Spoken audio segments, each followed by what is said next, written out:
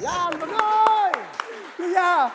Sasa ka na, hindi tayo pwede mag-shake hands. Alam mo naman. Alam mo okay, na. Okay, magandang hapon sa iyo, Bugoy. Bumati ka muna sa buong mundo. Hello po sa buong mundo. Bumabati po ako sa inyo. It's Bugoy Dolan. Thank you for having me here sa Wawawin, Kuya Will. And I'm so happy to see you again. Oo nga, a long time, no? But anyway, galing mula sa puso, ha? Absorb ka. Pero yung single mo talaga, Paano na kaya? parang ka naiyak. Ha?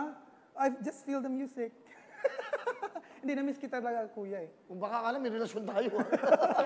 Huwag mo hindi, but anyway, galing kumanta ni Bugoy. Alam mo, last Friday, nandito si Michael Pangilinan. Di ba may grupo kayo? Yes po. Saka si Darrell Ong. Ano Yes tawag si grupo nyo? Budakel.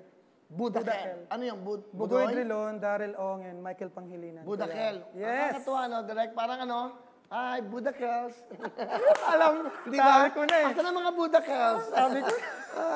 Di ba? Sabi ko na. Budakels. Bakit Kel? Michael. Opo, abbreviation po lahat ng mga pangalan namin. So, Wala kasi talaga Budakels. Naku naman, parang naman charoting, di ba? Charita.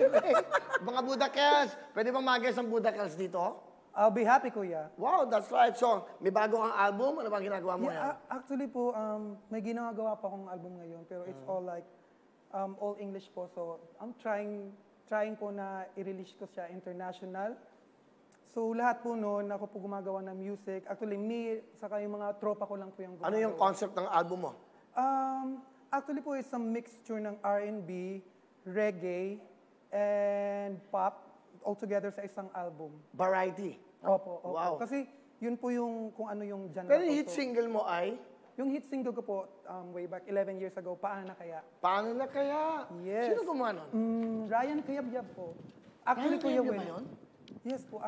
Actually, Kuya Will, yung kantang yun, sobrang thankful ako kasi dahil sa kantang yun, I survived for like 11 years now. So I've been in the industry for 11 years and from humble beginnings to now. Tama, no?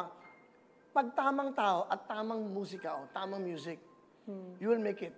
For example, Martin Rivera, Be My Lady.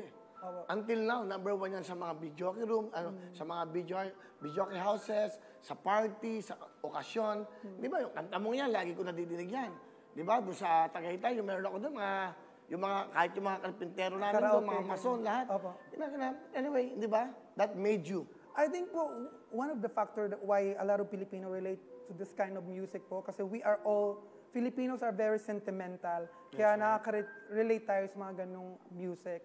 And now po, sa ginagawa kong music, it's a twist ng modern music together with the old music collide.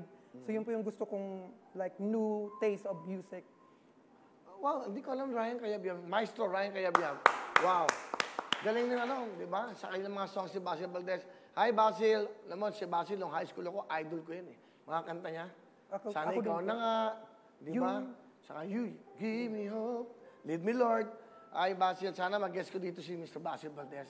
It's an honor, Mr. Basil Valdez ha. Kung pwede, kasi para kantahan natin yung ating mga kabayan, especially yung mga kanta mo. Hindi ba? Wala na kami sa mundo. Yung kanta mo, nandyan pa rin yan. Yan ang sinasaladuhan natin yung mga Basil Valdez. Diba lahat? Hello mga kapuso! Ako po si Ipon. Minabati ko unang-una dyan mga kaipo natin, mga kaskwami ko dyan. Nagustuhan nyo ba ang video na to? Marami pa kaming inanda para sa inyo. Mag-subscribe lang sa Wawawin YouTube channel. Tsaka, don't forget to hit the, the bell button para lagi kang updated. Yun lang!